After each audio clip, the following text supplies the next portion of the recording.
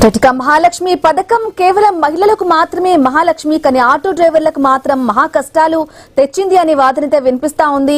Auto డ్రైవర్లు తీవ్రంగా వాళ్ళకి అసలు ఖాళీగా మిగిలిపోతున్నాయి ఆటోలు అంటూ కూడా వాళ్ళ కష్టానికి తగ్గ ఫలితం లేదు అంటూ కూడా వాళ్ళ పరిస్థితి ఉంది. చాలా నష్టం మీద ఎదుర్కొంటున్నాం అంటూ కూడా ఆటో వాళ్ళకి సంబంధించి కూడా ఒక వాదన అయితే వినిపిస్తోంది. ఇదే విషయానికి సంబంధించి మనతో పాటు మాట్లాడడానికి బీఆర్ఎస్ అధికార ప్రతినిధి కామోజీ వెంకటేశ్వర్లు గారు మనతో పాటు లైవ్ లో అందుబాటులో ఉన్నారు.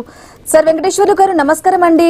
ఆటో వాళ్ళ పరిస్థితి అత్యంత దయనీయంగా ఉంది. మహాలక్ష్మి పథకం ఏదైతే ఉందో అది మహిళలకు మాత్రమే మహాలక్ష్మిగా ఉంది.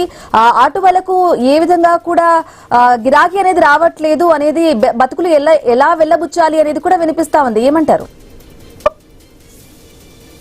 గుడ్ మార్నింగ్ ప్యానల్ లో ఉన్న మిత్రులందరూ నమస్కారం. వినిపిస్తుందా మేడం? వినిపిస్తుందండి, క్లియర్ మాట్లాడొచ్చు.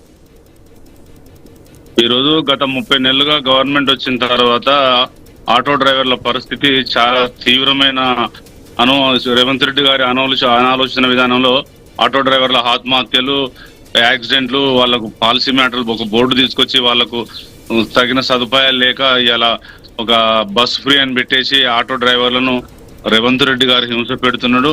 భారతదేశంలో ఎక్కడ లేని స్కీములు తెలంగాణలో అమలైతే చూస్తే వాళ్ళు ఇచ్చిన హామీలు ఎక్కడ నెరవేర్చడంతో పాటు ఇలా క్యాబ్ డ్రైవర్లు, ఆటో డ్రైవర్లు, కార్మికులను తీవ్ర ఇబ్బందుల్లో పడుతున్నారు.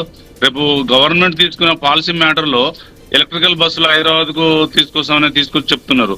మేము ఏమంటున్నామంటే మీరు తీసుకొస్తే తీసుకురండి, కానీ మీరు ఆటో డ్రైవర్లకు ఇచ్చిన మీ మేనిఫెస్టో కమిటీ అమలు చేయాలి. మీ మేనిఫెస్టోలో ఆటో డ్రైవర్లకు సంవత్సరానికి ఏమి ఇస్తున్నారో తగిన సదుపాయాలు ఇవ్వాలి. ఇప్పుడు నేను ఏమంటున్నానంటే ఆటో డ్రైవర్లకు సంబంధించినంత వరకు మీ ఇచ్చిన మా మేనిఫెస్టోలో వాళ్ళకు భృతి లేదు. ఇలా అన్ని అవసరాలు తగ్గట్టుగా స్కూల్ ఫీజులు పెరిగినాయి, పెట్రోల్ డీజిల్ ఛార్జీలు పెరిగినాయి, ఆటోమొబైల్ స్పేర్ పార్ట్స్ రేట్స్ పెరిగినాయి. కాబట్టి గవర్నమెంట్ ముందుకొచ్చి ఆటో డ్రైవర్ల యొక్క వాళ్ళ పాలసీ మ్యాటర్ సంబంధించింది రేపు వాళ్ళు బంధుకు పిలుపునిచ్చారు.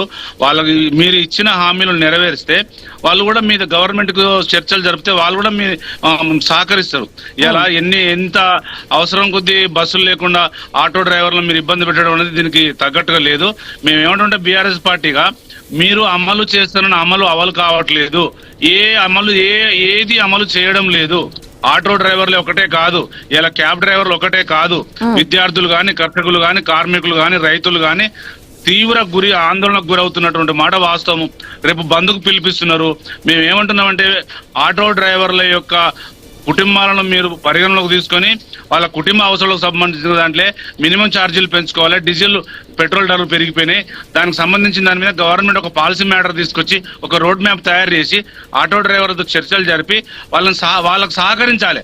లేకపోతే వాళ్ళ ఆత్మహత్యలు ఇప్పటికీ కనీసం 200 పైచీలకు ఆటో డ్రైవర్లు ఆత్మహత్యలు చేసుకున్నా కూడా గవర్నమెంట్ కు పట్టినట్లేదు.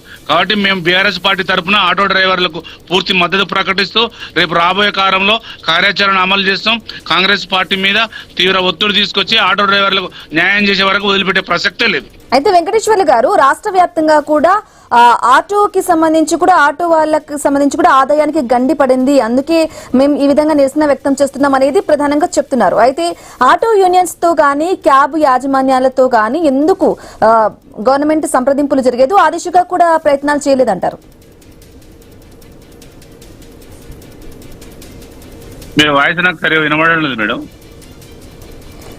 అయితే ఆటో వ్యాప్తంగా రాష్ట్ర వ్యాప్తంగా సంబంధించి ఆటో కార్మికులు నిరసనలు వ్యక్తం చేస్తున్నారు. రేపు బంద్ కూడా పిలుపునిచ్చున్నారు అని చెప్పేసి నేను ఏమంటున్నానంటే ఐక్య కార్యాచరణ సమితి ఆటో డ్రైవర్లు, క్యాబ్ డ్రైవర్లకు సంబంధించిన దాంట్లో ఒక కమిటీ ఉంది. మీరు వాళ్ళ జేఏసీని పిలిచి చర్చలు జరిపి వాళ్ళకు న్యాయం చేయాల్సినటువంటి అవసరం ఇప్పుడు ఉంది. ఆటో డ్రైవర్లు ఎందుకు ఆత్మహత్యలు చేసుకుంటారు? వాళ్ళు బీదరికంలో కట్టుమిట్ అవుతున్నారు. ఇవాళ ప్రైవేట్ స్కూల్ ఫీజులు లేకుండా ఇబ్బందులు పడుతున్నారు. గవర్నమెంట్ వాళ్ళ పాలసీ మ్యాటర్లో ఆటో డ్రైవర్లకు ఇస్తున్న 12,000 భృతి ఇస్తానన్నది, నెలకు ఎంతో ఇస్తానని చెప్పింది. అవన్నీ పక్కన పెట్టేసి గవర్నమెంట్ పరిపాలన, ఇక్కడ ప్రజల పరిపాలన జరగడం లేదు. ఆటో డ్రైవర్లకు మీరు ఇస్తానన్నటువంటి ఇవ్వకుండా ఏదో చెప్తున్నారు. అది కాదు. ఆటో డ్రైవర్లకు సంబంధించిన దాంట్లో వాళ్ళకు పెట్రోల్ ధరలు పెరిగినాయి. మీకు గవర్నమెంట్ పాలసీలో ఏమి ఇస్తానన్నారో అది ఇవ్వాలి. వాళ్ళ కుటుంబాలను దాదాపు 2 లక్షల కుటుంబాలు, ఇవాళ దాదాపుగా 1,50,000 ఆటోలు ఉన్నాయి మన హైదరాబాద్ చుట్టుపక్కల. అదే విధంగా వరంగల్ కానీ, కరీంనగర్ కానీ, ఖమ్మం కానీ మొత్తం ఉమ్మడి 10 జిల్లాలకు సంబంధించినటువంటి ఆటో డ్రైవర్లు కూడా ఇబ్బందులు పడుతున్నారు. కాబట్టి దానికి తగిన రీతిలో కాంగ్రెస్ గవర్నమెంట్ సూచనాప్రాయంగా ముందుకు తీసుకోబడి ఫస్ట్ మీరు వాళ్ళ పాలసీ మ్యాటర్లో వాళ్ళ డిమాండ్స్ ఏంటో చూడాలి కదా. మీరు ఒక కమిటీ వేయండి, సబ్ కమిటీ వేయండి, ఒక మినిస్టర్ అది ట్రాన్స్పోర్ట్ తో తెలిసి వాళ్ళ వాళ్ళ ఐక్యకరణ సమితి పిలవండి, వాళ్ళని పిలిచి ఏం మాట్లాడుతారో చూడండి. తీవ్రంగా కార్మికులు కొట్టుమిట్టాడుతున్నారు, ఆటో డ్రైవర్లు ఇలా చనిపోతున్నారు. ఈ చావు కారణం కూడా కాంగ్రెస్ పార్టీ అనేది మా బీఆర్ఎస్ పార్టీగా మేము వాళ్ళని ఏలు చూపుతున్నాం. ఇంకోటి ఏంటంటే మా టైంలో ధర్నాలు కూడా జరగలేదు ఇంత స్థాయిలో. వాళ్ళు ఇచ్చిన హామీలు మొత్తం ఆగమైపోయినాయి. ఆడలకు బస్ ఫ్రీ ఇస్తే మొగళ్ళకు ఇవ్వడం లేదు. ఈ బస్ ఫ్రీతోని చాలా తీవ్ర మనోవేదనకు గురవుతున్నారు ఆటో డ్రైవర్లు. అయితే కేవలం బస్సుకి సంబంధించి ఆడవాళ్ళకు బస్సు ఫ్రీ అనే దాని వల్లనే ఈ సమస్య అంతా అంటారా? అవును మేడం, వాస్తవం కదా. ఇలా ఒక ట్రాన్స్పోర్ట్ మినిస్టరు ఆటోకు సంబంధించిన దాని మీద అవగాహన లేక, ఈ ఐక్య కార్య సమితి చర్చలు జరపకుండా, ఈ జేఏసీ నాయకులతో చర్చలు జరపకుండా, క్యాబ్ డ్రైవర్లను ఆటో డ్రైవర్లను పోలీస్ చాలాన్లు వేసి ట్రాఫిక్ సమస్యల మీద అవగాహన కల్పించకుండా వాళ్ళకు చాలాన్లు ఆల్రెడీ వాళ్లకు కావాల్సిన ప్రాణులకు దొరకక వాళ్ళు ఇబ్బందులు పడుతుంటే మళ్ళీ పోలీసు వేధింపులు ఒకటైతుంది, వీళ్ళకు కావాల్సిన ట్యాక్సీలు ఒకటైతుంది. ట్యాక్స్ పెంచింది గవర్నమెంట్ ఈ 30 నెలల.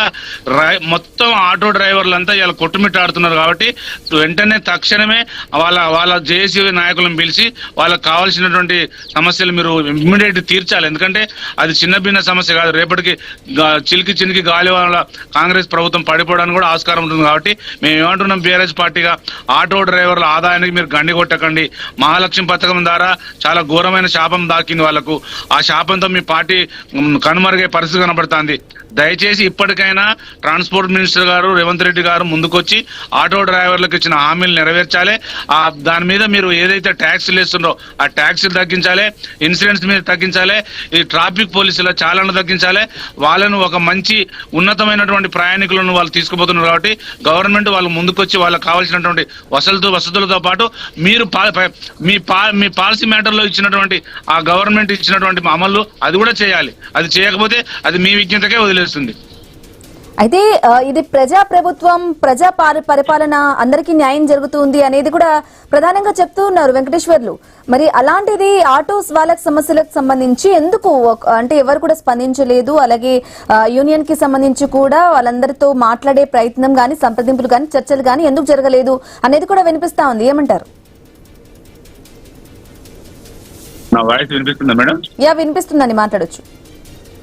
నేను ఏమంటున్నాంటే మేడం, కాంగ్రెస్ పార్టీలో ఉన్నటువంటి మినిస్టర్లకు కానీ, ఎమ్మెల్యేలకు కానీ, గౌరవ రేవంత్ రెడ్డి గారు కానీ ఈ పరిపాలన మీద క్వాలిటీగా వాళ్ళ మైండ్ పనిచేయడం లేదు.